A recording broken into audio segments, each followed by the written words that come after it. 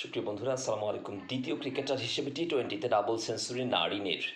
সময়ের অন্যতম সেরা স্পিনার সুনীল নারিন ক্যারিবিয়ান এই রহস্য স্পিনার ক্যারিয়ারের সায়ান্নে দাঁড়িয়ে আছেন। শেষ সময়ে এসেও তার বোলিংয়ের ধার কমেনি এতটুকু।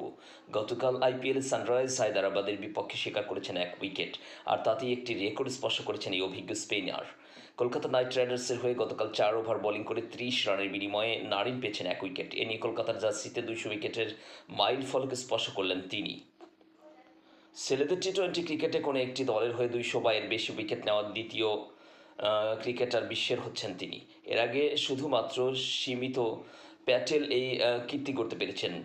নটিংহ্যামশায়ারের হয়ে বাঁহাতি এই ইংলিশ স্পিনিং অলরাউন্ডারের উইকেট সংখ্যা 208টি। এই তালিকা 3 নম্বরে আছেন বাঁহাতি ইংলিশ পেসার ক্রিস উড।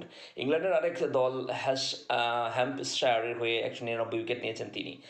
4-এ আছেন লাসিথ মালিঙ্গা। মুম্বাই ইন্ডিয়ান্সের হয়ে 195 উইকেট নিয়েছেন সাবেক লঙ্কান পেসার।